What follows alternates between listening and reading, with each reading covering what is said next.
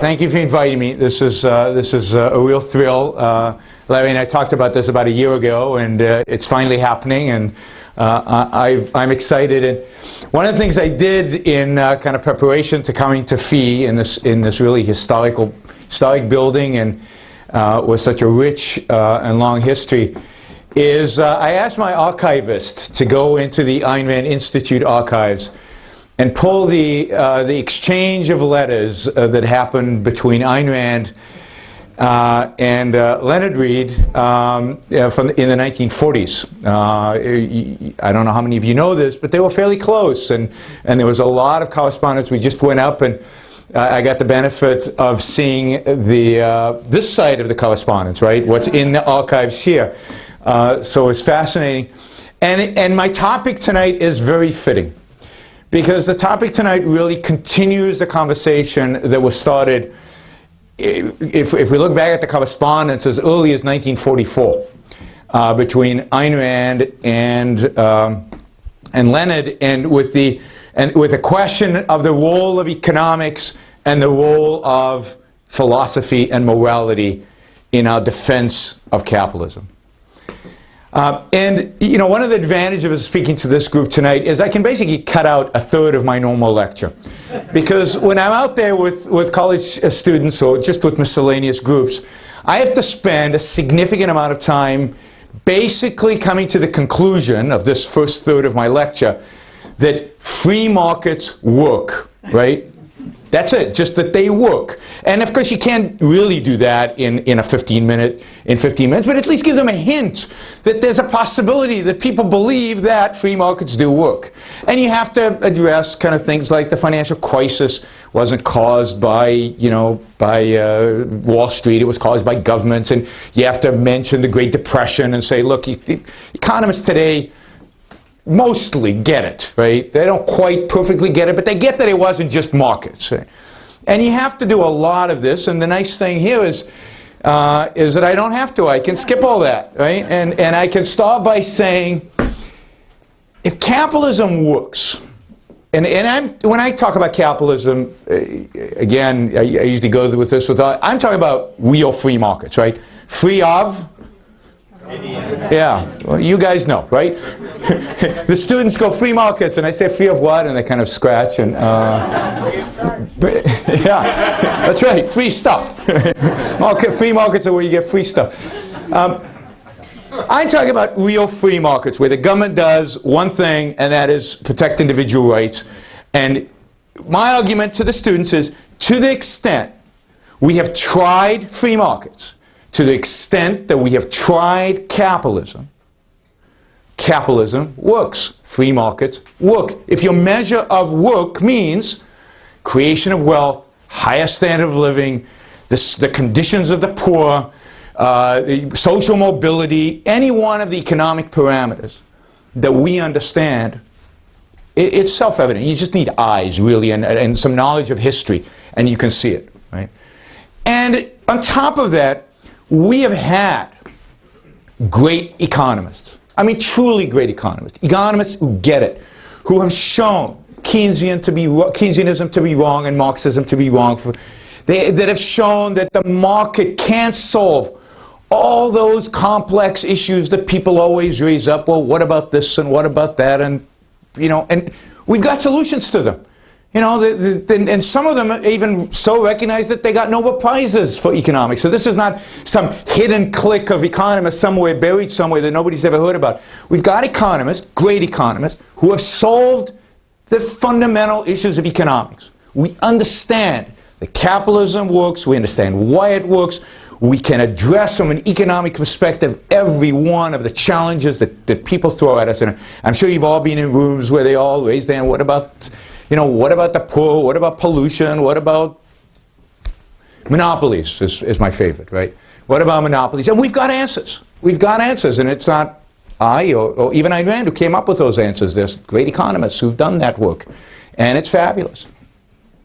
So the question has to be asked, right? Why are we losing? Because the evidence suggests, if we take the size of government to suggest the you know, the disappearance of markets, or the lack of freedom, government only grows. For 100 years, or at least since the Great Depression, the United States government has only grown. The number of regulations have increased, the amount of gun spending has increased, and you know, the last flurry in just the last 2 years, I mean, people are suddenly shocked that we have big government, but all of us have known that this is a trend that has been going on for a long time. And as I like to tell my conservative friends, even Ronald Reagan grew government. Spending grew. Yes, some things were deregulated, but other things were not. And in some respects, regulations increased, or the enforcement became more brutal. Just some of you might remember Wall Street in the 1980s. Not a pleasant place if you were trying to make money, given Spitzer on the prowl. Right? Not Spitzer. I'm sorry, Giuliani. What am I talking about? Spitzer's mentor, Giuliani, the guy he learns everything from. Giuliani on the prowl. I'm sorry, I know a lot of New Yorkers like Giuliani, but I will never forgive him for what he did to my personal finance hero, Michael Milken. He deserves it. So why are we losing? Why are we losing? And you know, again, I don't have to, nice thing about this audience, I don't have to explain that we're losing. Hopefully we can turn it around, but things are only getting more desperate, right? The losses are becoming more real to more people. The loss of freedom is becoming more real to more people. The economic disaster that still lies in America's future is becoming more real to more people. But this is a trend that started a long time ago and continues unstopped in spite of all the knowledge we have attained in economics, in spite of all the efforts we have made. It doesn't seem to make a dent. And my argument tonight is that at the end of the day, it's not about economics. It's about something deeper. So let's step back a second and let me ask you, what are markets about? What are markets about? What is the free market about? Why do people participate in the marketplace? Why do people produce? So it's beneficial, profit. So why does, I always, those of you who've seen me talk before are probably bored by this stunt, but why did Steve Jobs create this? This is an iPhone, by the way, not. To make money. To make money, right? But not only to make money. It's not all about money. We're not materialists. His idea. It's his idea, his passion. He wanted to see beautiful things that he imagined out there in the world. Only if they could make money. Only if they could make money. Only if he thought they could make money, because you're never guaranteed, right? But it was his ideas. How many focus groups did Steve Jobs do? Zero. I always upset marketing professors when I do this, right? Because he violated every rule of Marketing 101 because he produced products he loved and that he believed you would love, but you didn't know you would love them, and there was no point asking you because you didn't know you would. Goes back to Say's idea that production drives consumption, not the other way around.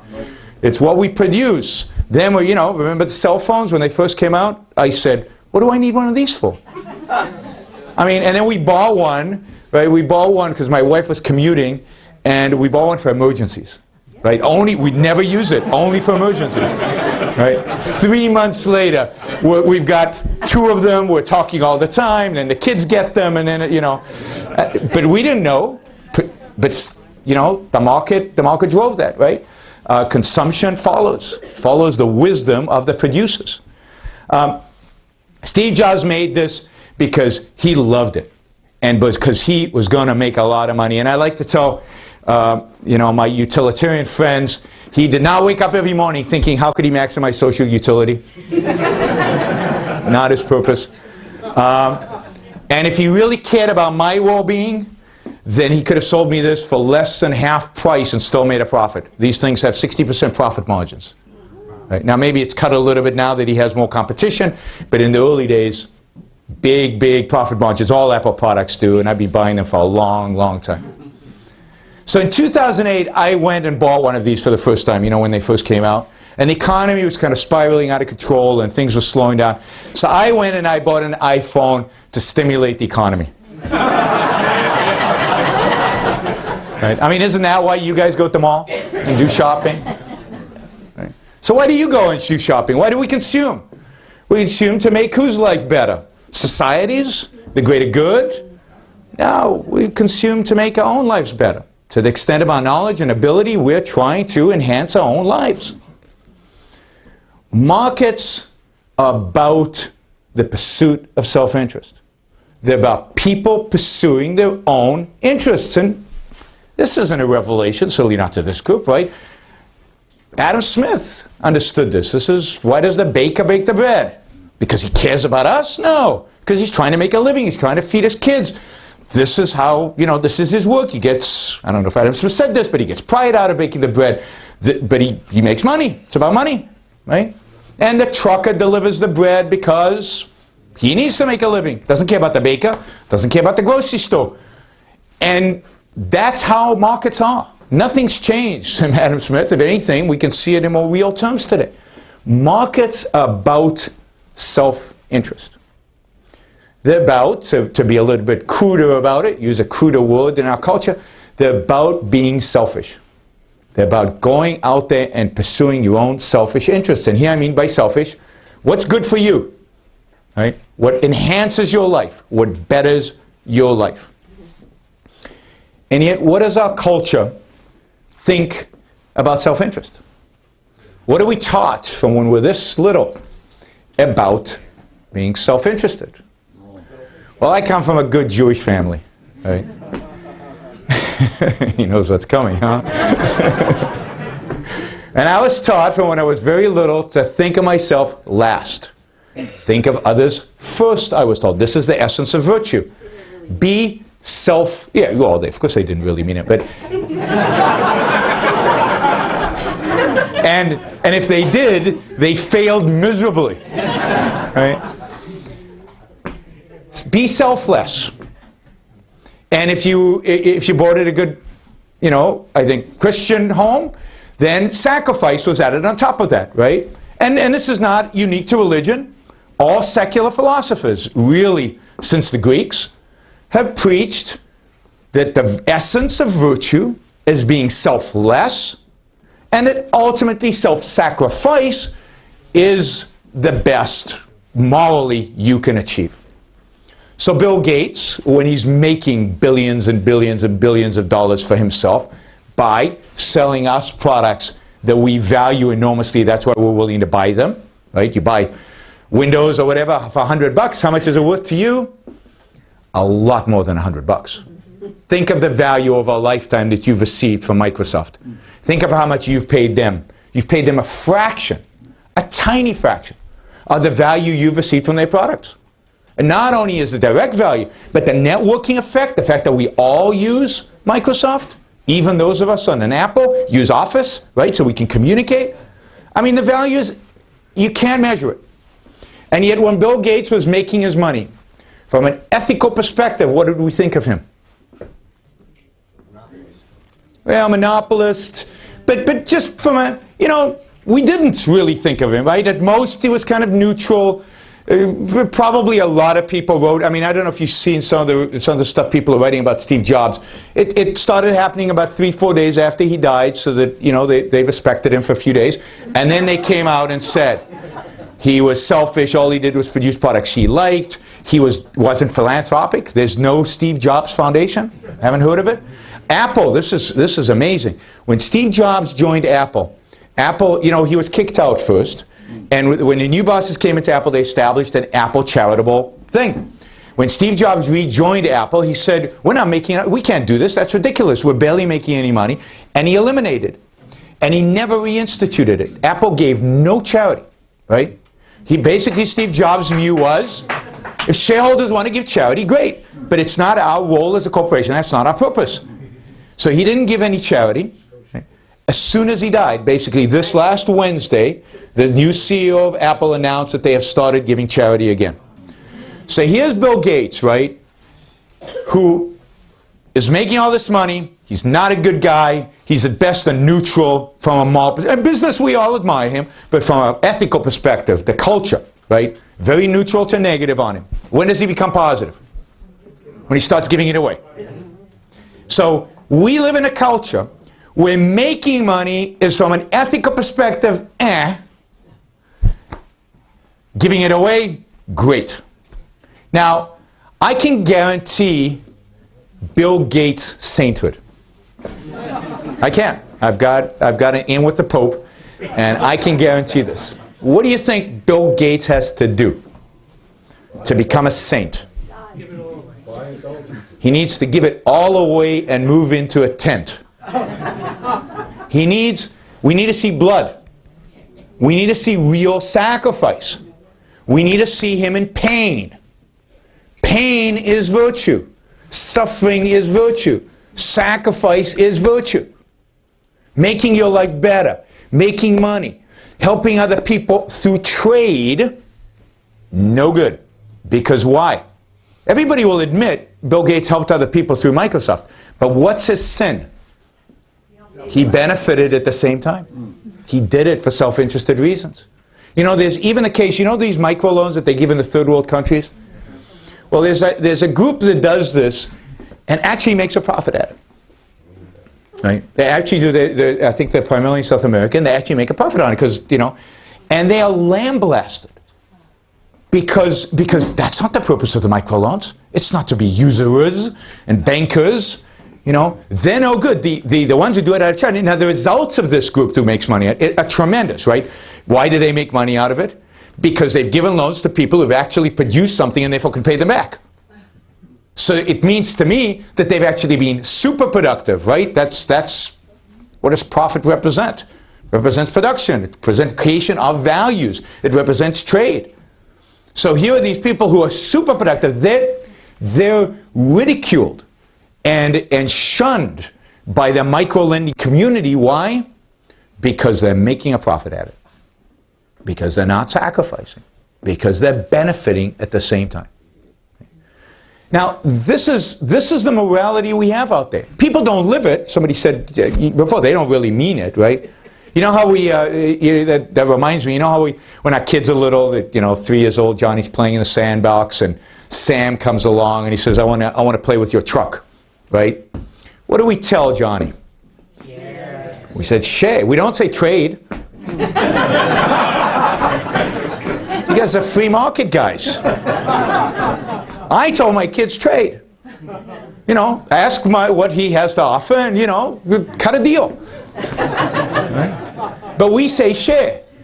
Now, why do we do that? Because it's a little bizarre, because Johnny knows, he doesn't really know yet, but he will know in a few years as he grows up, that if a stranger came to Mommy and asked for the car keys, she would say no.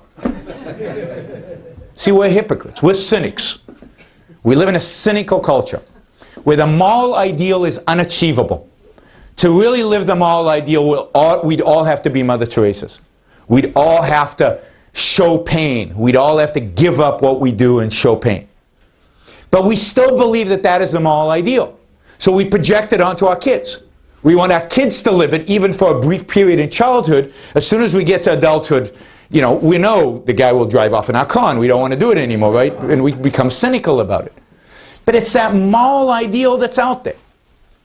And what Ayn Rand argued, and I think we've only seen this reinforced over and over and over again in our culture, is as long as that moral code is the dominant moral code, even if people don't practice it, but if that's what's causing them to feel guilty, if that's what's causing them to vote in a particular way, or to be attracted to particular politics or politicians, or particular government policies because it appeases this notion, as long as that is the morality out there, we will not have capitalism. Because capitalism is about self-interest.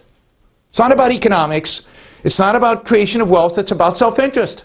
Fundamentally, in the marketplace, any marketplace, when people come, producers and consumers, they're trading for mutual benefit. One is trading for their own benefit. That's just the reality of it. Now, the people who believe in self-sacrifice, the morality, Ayn Rand called it altruism. Philosophers have called this altruism. Altruism has been somewhat perverted by modern culture to be being nice to people and being benevolent. That's not what altruism means. Altruism means self-sacrifice in the most harsh terms possible. There's another little trick they play on us, and I think that this trick works very effectively. When we hear the word self-interest, when we hear the term, even when I said selfishness in this room, people were squirming a little bit, right? People were uncomfortable. And this is a room that's pretty friendly. You can imagine what happens out there, right? When I say markets about being selfish, people go, well, we knew this was bad stuff. We knew capitalism was evil.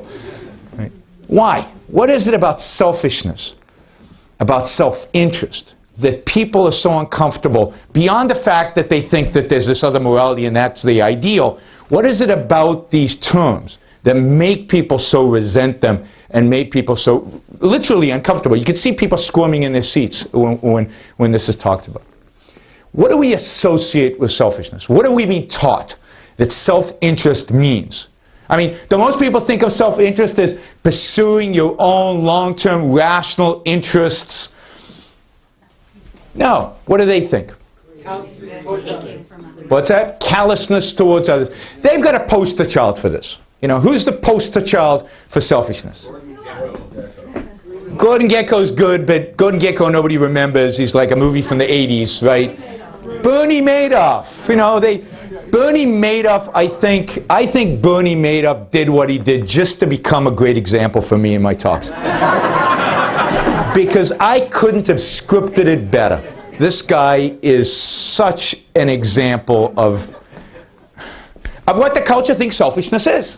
They believe selfishness is, I want some money, I should take some money at all costs, no matter who I hurt, no matter whether I lie, steal, cheat, no matter if I land up in jail, no matter if I'm unhappy and miserable and so on for the rest of my life. I want something, I take it, that's selfishness. Right? They equate selfishness with whim, with immediate desire, with doing whatever you feel like doing, with lying, stealing, cheating, backstabbing, and so on. Well, I'm here to tell you he wasn't selfish. And this is going to be a hard sell, I can tell already, but... So I love Bernie Madoff because he's a great example for exactly this. That's not self-interested.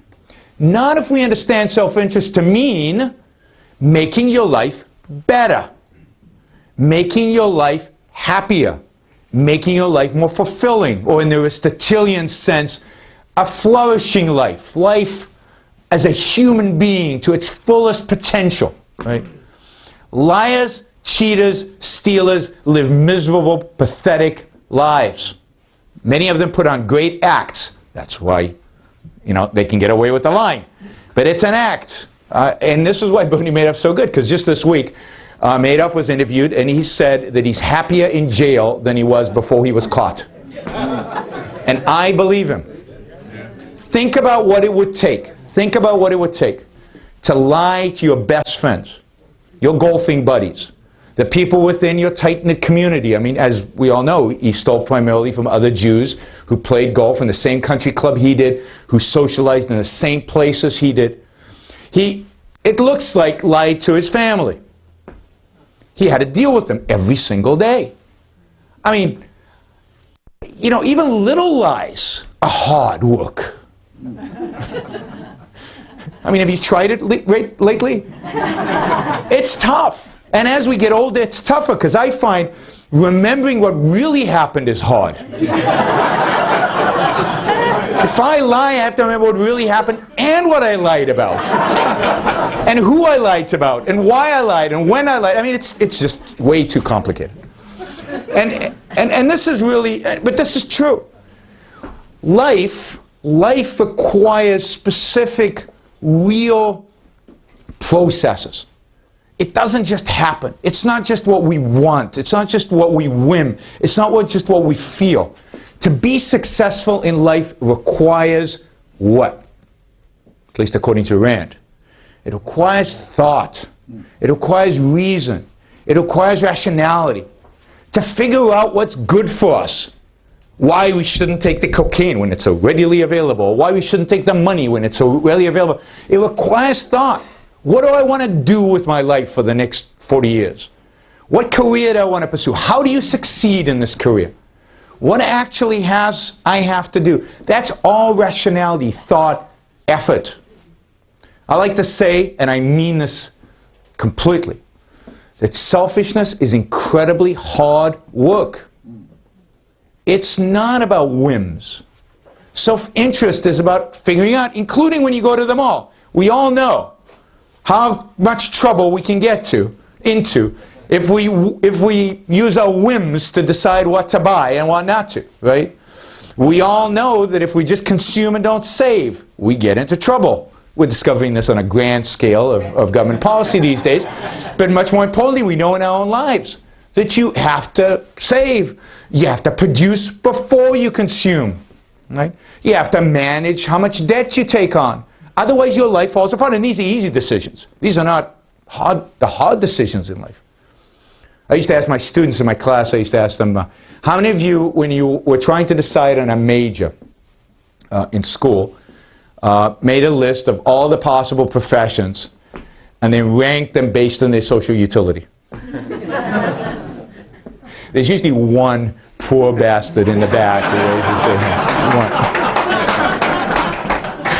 And everybody looks at him, feels sorry for him, and we go on, right? And then I say, how many of you chose your profession based on what you really thought would be good for you?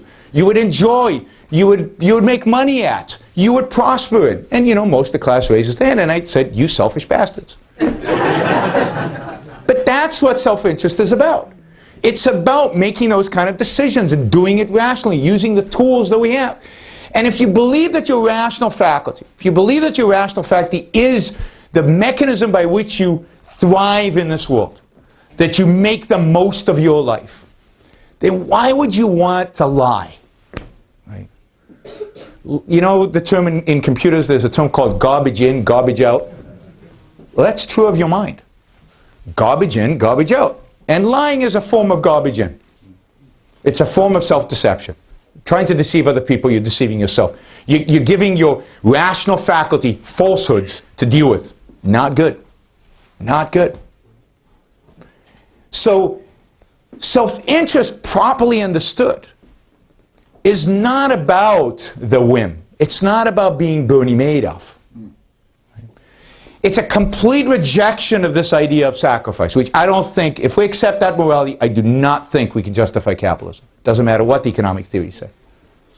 So what we need is a positive theory of self-interest.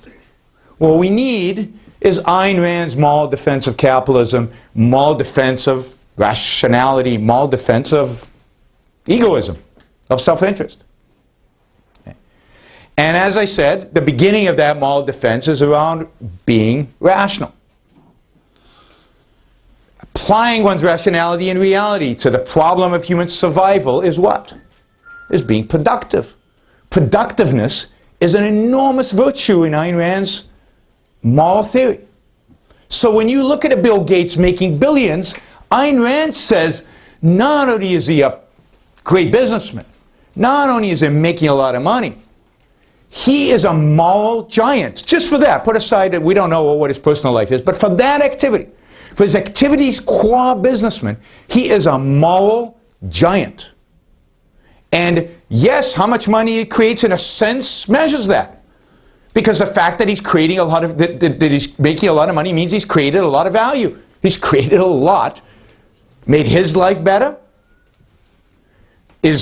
looks like, you know, exerted himself to the fullest, really was passionate about his work, loved it. I think he left Microsoft because of the Justice Department case. I think it wore him down and exhausted him, and he just didn't want to deal with it anymore, the bureaucracy of it all. I don't know if you know about all the impositions the Justice Department put here and in Europe, put on Microsoft and turned it into this pretty bureaucratic company that it is today. And people complain there's no innovation in Microsoft. Well, you know, what do you expect? Steve Jobs, you know, a great banker, J.P. Morgan, Carnegie. You know, we can say that in their business lives, these are moral, ethical giants because they're taking care of their own lives. They're clearly being rational there. These guys didn't lie, cheat, or steal, or they would have never gotten to where they got. And of course, there's no evidence of that if you look at the historical evidence of the so-called robber barons. Capitalism, trading. What's a trade?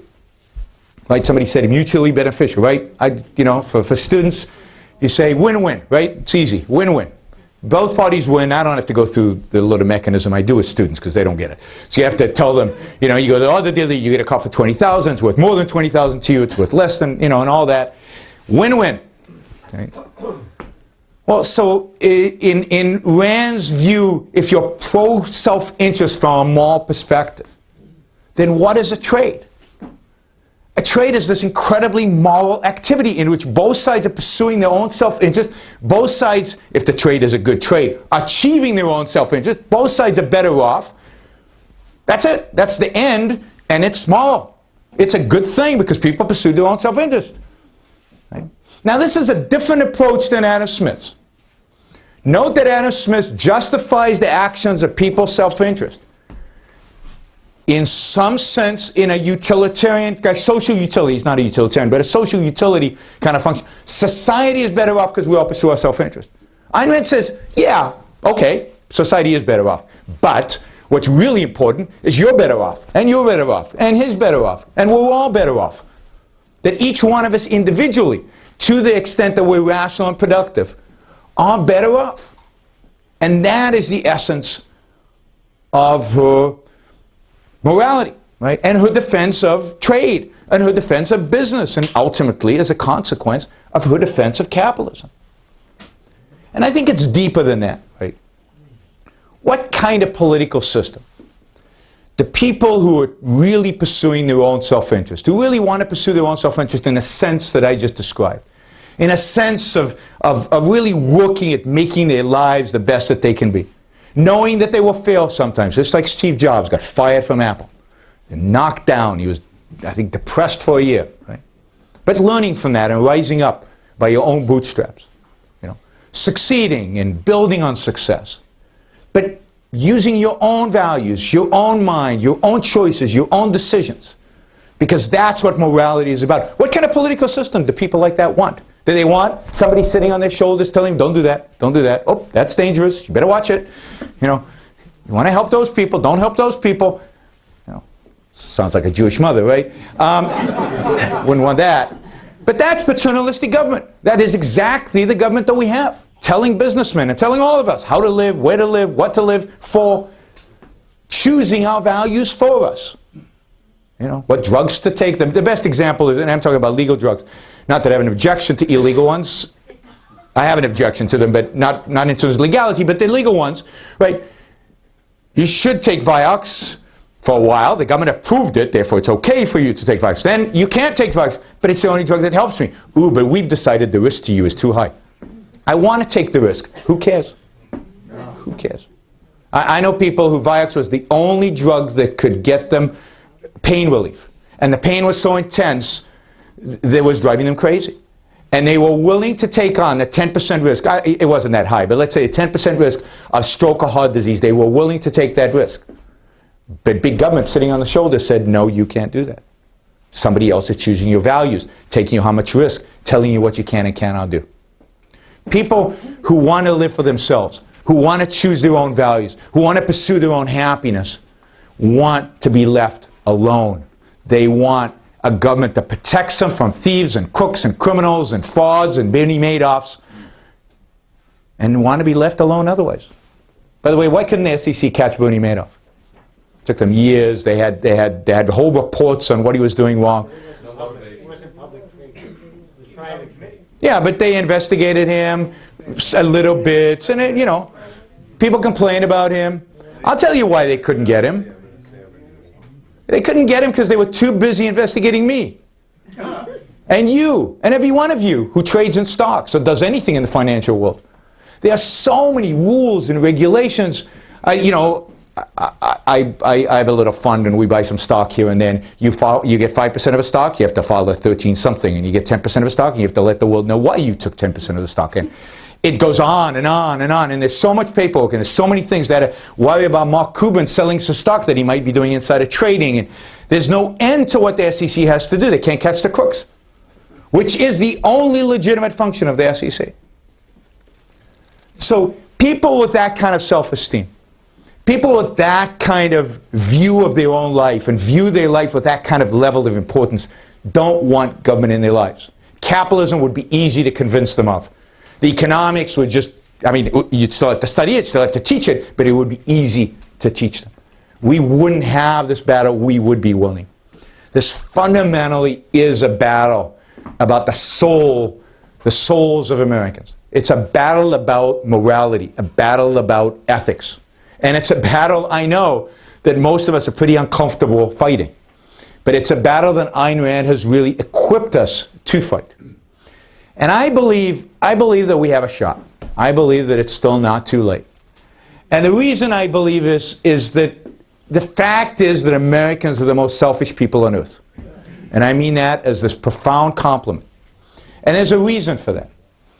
America was founded, to me the most important document in political history is the Declaration of Independence. I think you can't understand the Constitution without understanding the Declaration. It is the most important document in American history.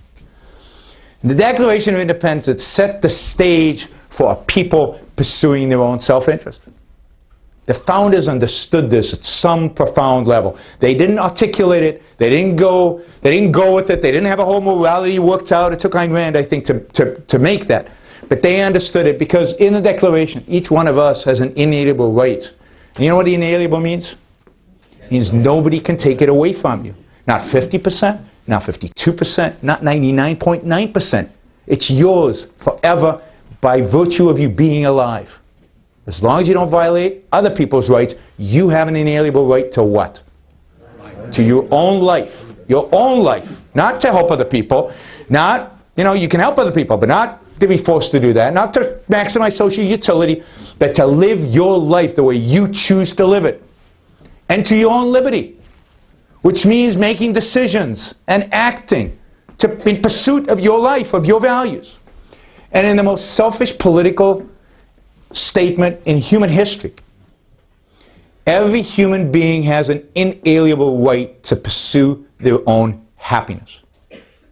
Now, if we can capture what that means, and I think Americans deep down at an emotional level get this, right? And this is where I find the hope. But if we can resurrect that, if we can give it meaning, if we can spread it out across the country, we win. Thank you all.